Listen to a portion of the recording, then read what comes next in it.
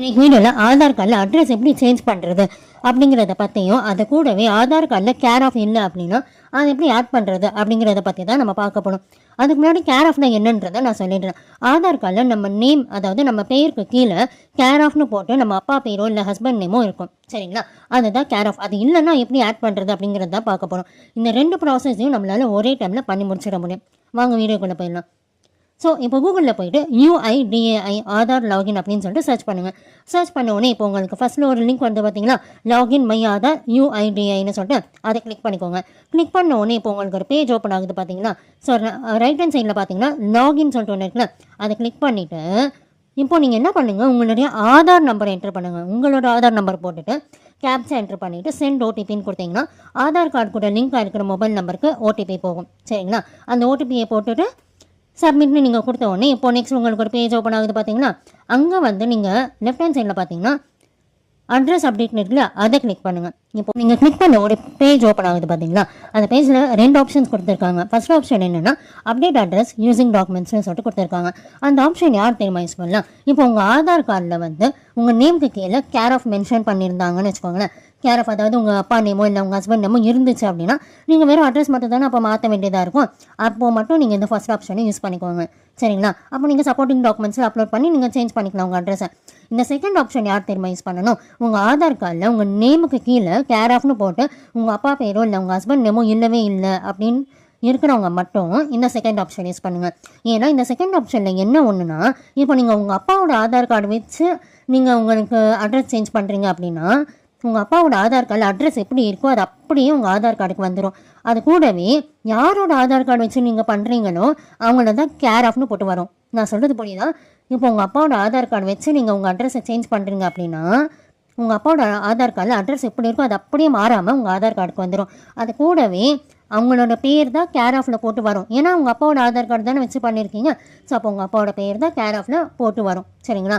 Suppose உங்கள் அம்மாவோட Aadhaar card வச்சு அட்ரஸ் சேஞ்ச் பண்ணிங்கன்னா உங்கள் அம்மாவோட பேர் தான் கேர் ஆஃபில் வரும். இப்போ நான் சொன்ன இந்த ப்ராசஸ் எல்லாம் எந்த ஆப்ஷனுக்கு? செகண்ட் ஆப்ஷனுக்கு, அதாவது ஃபேமிலி மெம்பர் பேஸ்ட் ஆப்ஷனுக்கு, சரிங்களா? அந்த ஆப்ஷனுக்கு மட்டும்தான் இந்த மாதிரி, ஓகேவா? ஃபர்ஸ்ட் ஆப்ஷனுக்கு அந்த மாதிரி கிடையாது. செகண்ட் ஆப்ஷனுக்கு மட்டும்தான் இந்த மாதிரி கேர் ஆஃப் ஆட் பண்ணணும் அப்படின்னா நம்ம இந்த ஒரு மெத்தடில் மட்டும்தான் நம்மளால் பண்ண முடியும், சரிங்களா? ஸோ இப்போ ஃபேமிலி மெம்பர் பேஸ்ட் ஆப்ஷனை கிளிக் பண்ணிக்கோங்க. பண்ணிவிட்டு உள்ளே வந்தோடனே இப்போ உங்களுக்கு கரண்ட் அட்ரஸ் காட்டுதா?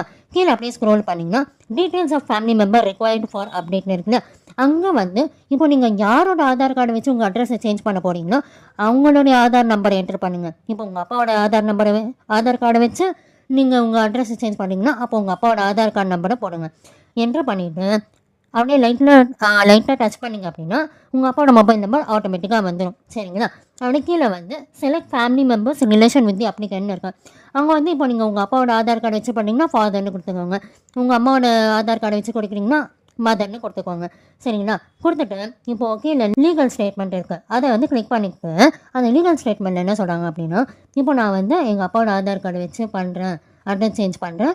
ஸோ அவங்களே என்னோட கேர் ஆஃபாகவும் நான் வந்து மாற்றிக்க நினைக்கிறேன் அப்படின்னு சொல்லிட்டு அக்செப்ட் பண்ணுறதுக்கான ஃபார்ம் அது, சரிங்களா? அதை அக்செப்ட்னு கொடுத்துட்டு அப்படியே கீழே வந்து நெக்ஸ்ட்டுன்ற ஆப்ஷன் இருக்குது பார்த்தீங்களா, அந்த நெக்ஸ்ட்டுன்றதை கிளிக் பண்ணிக்கோங்க. கிளிக் பண்ண உடனே இப்போ நெக்ஸ்ட் உங்களுக்கு ஒரு பேஜ் ஓப்பன் ஆகுது பார்த்தீங்களா, அதுதான் வந்து பேமெண்ட் பேஜ். அங்கே வந்து 2 ஆப்ஷன் இருக்குது உங்களுக்கு. ஒன்று வந்து ரசோர் பே, இன்னொன்று வந்து பே யூபிஸ்னு. ரசோர் பேயில் வந்து இப்போ நீங்கள் நெட் பேங்கிங் இல்லை கிரெடிட் கார்டு, டெபிட் கார்டு அதை வச்சு நீங்கள் பே பண்ணுறீங்க அப்படின்னா நீங்கள் ரசோர் பேயில் போய் பே பண்ணிக்கலாம். நீங்கள் ஜிபேயில் பே பண்ணணும், யூபிஐ பேமெண்ட்ஸ் பண்ணணும் அப்படின்னா மட்டும் பே யூபிஸில் போய் பண்ணிக்கோங்க, சரிங்களா? நீங்கள் என்ன பண்ணுங்கள், I hereby confirm that I have read and understood the பேமெண்ட்ஸ்னு ஒன்று ஆப்ஷன் இருக்கு இல்லையா, அந்த பாக்ஸ் வந்து நீங்கள் வந்து கிளிக் பண்ணிக்கோங்க. கிளிக் பண்ணிவிட்டு பே யூபிஸ்னு சொல்லிட்டு ஒரு ஆப்ஷன் இருக்கு இல்லையா, அதை கிளிக் பண்ணிங்கன்னா மட்டும்தான் உங்களால் ஜிபே யூஸ் பண்ணி பே பண்ண முடியும் மணியை, சரிங்களா? அதை கிளிக் பண்ணிவிட்டு கீழே அப்படியே மேக் பேமெண்ட் அப்படின்னு சொல்லிட்டு கிளிக் பண்ணிங்க அப்படின்னா இப்போ உங்களுக்கு ஒரு பேஜ் ஓப்பன் ஆகும். அங்கே என்னென்ன ஆப்ஷன்ஸ்லாம் கொடுத்துருக்காங்க பாருங்கள். பேமெண்ட் ஆப்ஷன்ஸ்லாம் நெட் பேங்கிங், கார்ட்ஸ், வேலெட், யூபிஐன்னு சொல்லிட்டு கொடுத்துருக்காங்க. இப்போ நீங்கள் யூபிஐ யூஸ் பண்ணுறீங்கன்னா யூபிஐன்னு கிளிக் பண்ணிட்டீங்க அப்படின்னா உங்களுக்கு லிஸ்ட் ஆஃப் த பேமெண்ட்ஸ்லாம் ஷோ ஆகும். கூகுள் பே, யூபிஐ, ஃபோன்பே எல்லாமே காட்டும். இப்போ நீங்கள் என்ன பண்ணுங்கள், ஜிபே அப்படின்னு சொல்லிட்டு கிளிக் பண்ண உடனே டேரெக்டாக உங்களுக்கு ஜிபேக்குள்ளே போயிடும்.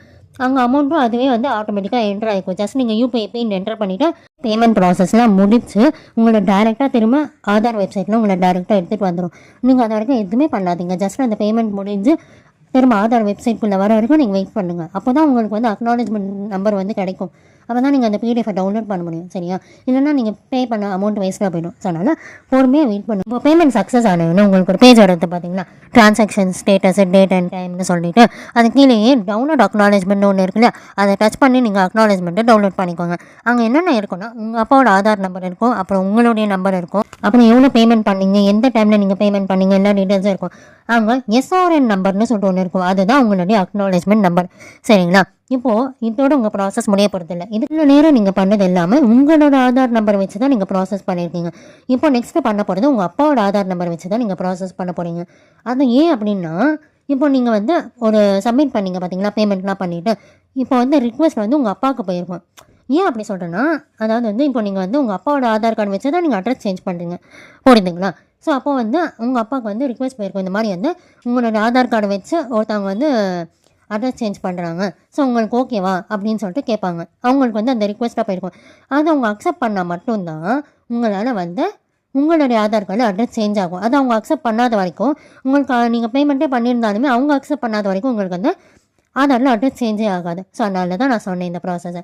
இப்போ நீங்கள் என்ன பண்ணுங்கள், திரும்ப யூஐடிஐ வெப்சைட்டில் போய்ட்டு திரும்ப லாகின்ற பேஜ் இருக்குல்ல, அங்கே போய்ட்டு உங்கள் அப்பாவோட ஆதார் நம்பர் போட்டுட்டு ஓடிபிலாம் என்ட்ரு பண்ணி உள்ளே போட்டு லாகின் பண்ணிக்கோங்க. பண்ணிவிட்டு உள்ளே வந்தோடனே அப்புறம் கீழே ஸ்க்ரோல் பண்ணிங்க அப்படின்னா ஃபேமிலி மெம்பர் ரிக்வெஸ்ட்னு சொல்லிட்டு ஒரு ஆப்ஷன் இருக்குது பார்த்தீங்கன்னா, அந்த கிளிக் பண்ண உடனே இப்போ உங்களுக்கு ஒரு பேஜ் ஓப்பன் ஆகுது பாருங்கள். அங்கே என்ன கேட்டிருக்காங்க, என்டர் எஸ்ஆர்என்னு சொல்லிட்டு கேட்டிருக்காங்க. அந்த எஸ்ஆர்என்ல என்ன, அந்த எஸ்ஆர்என்னா என்ன, நீங்கள் இப்போ ஒரு அக்னாலேஜ்மெண்ட்டை டவுன்லோட் பண்ணிங்க பார்த்தீங்களா, அந்த அக்னாலேஜ்மெண்ட்டில் எஸ்ஆர்என் நம்பர்னு சொல்லிட்டு ஒன்று இருக்கும், எஸ்எல்ல ஸ்டார்ட் ஆகும். சரிங்களா? 14 டிஜிட்ஸ் இருக்கும். அந்த 14 டிஜிட்ஸை கொண்டு வந்து காப்பி பண்ணி அப்படியே இங்கே பேஸ்ட் பண்ணிவிட்டு லீகல் ஸ்டேட்மெண்ட் பாக்ஸ் இருக்குல்ல, அதை அப்படியே கிளிக் பண்ணிங்கன்னா please confirm your consent to share your அட்ரஸ்னு சொல்லிட்டு வரும். கன்ஃபார்ம்னு கிளிக் பண்ணிவிட்டு அவ்வளோதான். இப்போ உங்களுக்கு வந்துச்சு பார்த்தீங்களா, you have accepted the request as a family member sharing your address அப்படின்னு சொல்லிட்டு அவ்வளோதான். இப்போ உங்களுடைய ப்ராசஸ்லாம் சப்மிட் ஆகி பேக் அண்ட் ஆப்ரேட்டர்ஸ்லாம் என்ன பண்ணுவாங்க அப்படின்னா எல்லாமே வெரிஃபை பண்ணிவிட்டு அவங்க வந்து சீக்கிரமாகவே சொல்லிடுவாங்க. இந்த family member based option use பண்ணி நீங்கள் அட்ரஸ் சேஞ்ச் பண்ணிங்க அப்படின்னா உங்களுக்கு கொஞ்ச நேரத்துலேயே வந்து ஆன்லைனில் உங்களுடைய ஆதார் கார்டு வந்து வந்துடும். ஓகேவா? ஸோ நீங்கள் ரொம்ப நாள்லாம் எடுக்காது. இப்போது நீங்கள் ஈவினிங் டைம் அப்படி பண்ணுறீங்க அப்படின்னா நைட்டுக்குள்ளவே உங்களுக்கு வந்து ஆன்லைனில் ஆதார் வந்து அட்ரஸ் சேஞ்ச் ஆகி கேர் ஆஃபும் போட்டு வந்துடும். இப்படி தான் கேர் ஆஃப் ஆட் பண்ணி நம்மளால அட்ரஸ் சேஞ்ச் பண்ண முடியும். சரிங்களா? இப்போ இதெல்லாம் பண்ணியாச்சு. இப்போ நம்ம ஸ்டேட்டஸ் செக் பண்ணுறது எப்படின்றத பார்த்துக்கலாம். இப்போ அதே வெப்சைட்டில் அப்படியே பேக் வந்தீங்க அப்படின்னா செக் என்ரோல்மெண்ட் ஆர் அப்டேட் ஸ்டேட்டஸ்னு சொல்லிட்டு ஒன்று இருக்குல்ல, அதை கிளிக் பண்ணிங்கன்னா இப்போ உங்களுக்கு வந்து ஃபஸ்ட் வந்து என்ரோல்மெண்ட் நம்பர் பக்கத்தில் எஸ்ஆர்என்னு சொல்லிட்டு இருக்கு இல்லையா, அந்த பாக்ஸ் வந்து கிளிக் பண்ணுங்கள். கிளிக் பண்ண உடனே இப்போ உங்களுக்கு என்டர் எஸ்ஆர்என் நம்பர்னு சொல்லிட்டு இருக்கு இல்லையா, இப்போ உங்கள் அக்னாலேஜ்மெண்ட் நீங்கள் ஒரு டவுன்லோட் பண்ணிங்களா அக்னாலேஜ்மெண்ட்டு, அதில் எஸ்ஆர்என் நம்பர்னு சொல்லிட்டு ஒன்று இருக்கும், எஸ்எல்ல ஸ்டார்ட் ஆகுறது. அந்த அப்படியே காப்பி பண்ணி நீங்கள் பேஸ்ட் பண்ணிவிட்டு கேப்சா என்ட்ரு பண்ணிவிட்டு சப்மிட் அப்படின்னு சொல்லிட்டு நீங்கள் கொடுத்தீங்க அப்படின்னா இப்போ உங்களுக்கு வந்துருச்சு பாருங்கள். டிராஃப்ட்டு பேமெண்ட்டு வெரிஃபிகேஷன்லாம் முடிஞ்சிச்சு. சரிங்களா? இப்போ ஜஸ்ட்டு வந்து என்ன பண்ணுவாங்க, வேலிடேட் பண்ண உடனே கம்ப்ளீட்டட் அப்படின்னு சொல்லிட்டு வந்துடும். அப்போ உங்களுக்கு இந்த மாதிரி தான் வரும், your Aadhaar has been updated while your Aadhaar is being printed and posted to you please download e Aadhaar அப்படின்னு சொல்லிட்டு வரும். ஓகேவா? உங்களுக்கு எல்லாமே வேலிடேஷன்லாம் முடிஞ்சிச்சுன்னா இந்த மாதிரி தான் வரும், your Aadhaar has been updated அப்படின்னு சொல்லிட்டு. இவ்வளோ தான் இந்த ப்ராசஸில். உங்களுக்கு ஏதாவது டவுட் இருந்துச்சுன்னா கீழே கமெண்ட் செக்ஷனில் கண்டிப்பாக கேளுங்க. உங்களுக்கு இந்த வீடியோ யூஸ்ஃபுல்லாக இருந்துச்சுன்னா மறக்காமல் சப்ஸ்கிரைப் பண்ணுங்கள். தேங்க்யூ.